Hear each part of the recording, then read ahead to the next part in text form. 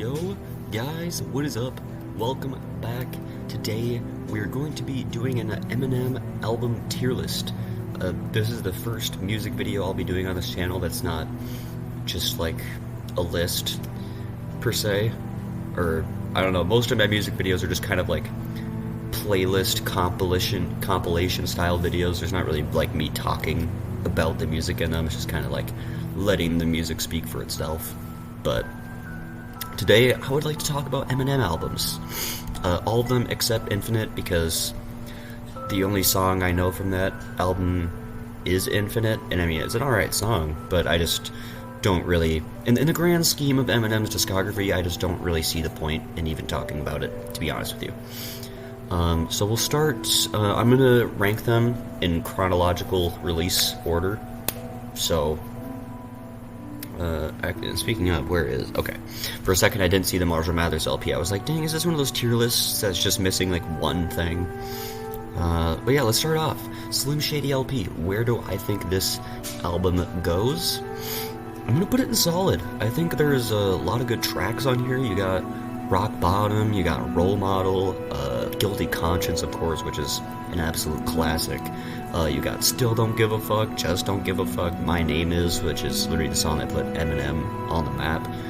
A lot of great tracks on Slim Shady LP. I feel like it's a pretty relatively consistent album, especially for an Eminem album. So I gotta put it up there. I think it's really good and fairly enjoyable music. Next up on the chopping block, we have Marshall Mathers LP 1, which I'm going to put in near perfect. I do think this is Eminem's best work, personally. This is my #1 album from him. I just think it's just a really great kind of concept album that's really fluid the whole way through. Lots of great tracks. You got Bitch Please 2, you got The Way I Am, Stan, of course. A lot of great tracks on here. This is just an absolute classic. Real Slim Shady, of course, you can't forget that one as well. Let's see. Next on the chopping block, this is probably like Eminem's like most famous album. I'm personally gonna put it in okay. For me, it's just a little, I don't know, it doesn't really do for me what Slim Shady LP and Marshall Mathers LP do. Not to say there aren't any great songs on here, hence why it is in okay. But personally, like, just some of the really big songs on here, I'm just not, like, that big of a fan of, like, Till I Collapse, for example, or Without Me, which, yes, they're both classics, but they're just very overplayed for me. So I just have a hard time getting enjoyment out of some of those big smash hits from this album. But there are some songs I still listen to, like Soldier or Superman. There's still some great songs on here. Sing for the Moment is also another really good one. But yeah, I think okay is a fair spot. Obviously, I would not put it in the bottom 2 tiers. It is still a okay album, in my opinion. Encore. I think I'm going to put this in... Honestly, I've got to put it in not good. I've got to put it in not good because the only song on it that I love, and I'm pretty sure the only song on it that everybody loves, is Mockingbird, which is an incredible song. And I mean, not to say there aren't like a couple other standout moments here, like Toy Soldiers or let's see, what's the other one? There's Ass Like That as well. But I just feel like those songs aren't really that amazing to really put it like above not good, especially considering how many of Eminem's worst songs are on this album. So yeah, I don't know, for me personally, I do think Encore is definitely a not good when it comes to the entirety of Eminem's discography. Next up, we have Relapse. For me personally, this is a solid album. I believe it's another very consistent concept kind of album. It's a bit more horrorcore, a bit more dark, and he says a lot more screwed up shit. Believe it or not, Eminem says more screwed up stuff than what he said before. A lot of great songs on here. You got 3 AM, Beautiful, of course, which is already the complete opposite of 3 AM. You've got Stay Wide Awake, Insane. Let's see, what's the other one that's really good? My Darling, that's another really good one. Crack a Bottle, Old Time's Sake. I mean, album's just like banger after banger. Like, this has some of Eminem's best production, best flows, like some of his best writing. I mean, this album is definitely very excellent, but the reason I don't put it in near perfect is because it does have a handful of flaws and just kind of like goofy tracks, or just ones that genuinely aren't really that great. You know, there's enough stinkers in this album, especially if you include the deluxe and like refill and stuff, to just keep it away from the near perfect for me, anyways. Let's see. What was after Relapse? That would be Recovery, of course. Personally, for me, I think Recovery is another near perfect. I think this album, yes, I know it is Eminem's like pop album, I guess, but there's still Eminem on here. You got songs like Cold Wind Blows, On Fire, White Trash Party, Untitled. Like, there's still Eminem banger songs on here. Cinderella Man as well. And then you've got, some really good songs in my opinion, like Not Afraid and Spacebound, Love the Way You Lie. Like, pretty kind of classic songs from Eminem at this point.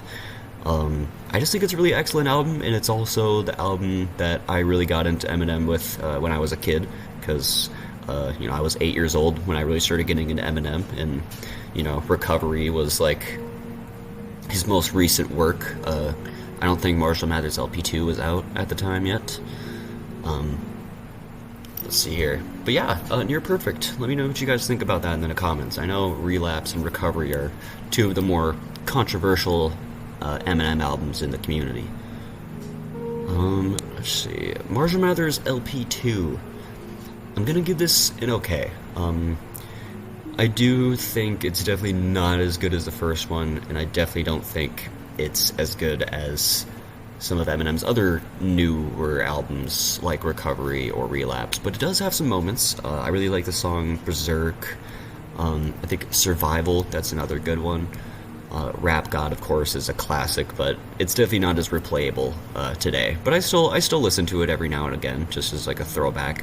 The Monster is okay, definitely not as good as Love the Way You Lie, in my opinion. And Bad Guy, even though some people like that song, I feel like as a sequel to Stan, it feels a little underwhelming. It could be of just Eminem's newer voice for that song that just doesn't really do it for me or something, but yeah, Marshall Mathers LP2. It's okay. Not a bad album. Next up, this was the 4-year break, or another one of the 4-year breaks. We have Revival. I'm going to put this one in, has a couple good songs. It has a couple good songs, and I do feel like the songs that are good on it are, good enough to be worth putting in that notch above not good. Mainly songs like Castle and A Rose and Framed, and just the handful of great songs like that. River as well. So this album does have its moments, and I feel like they are very good moments, which is why I don't want to put it in not good.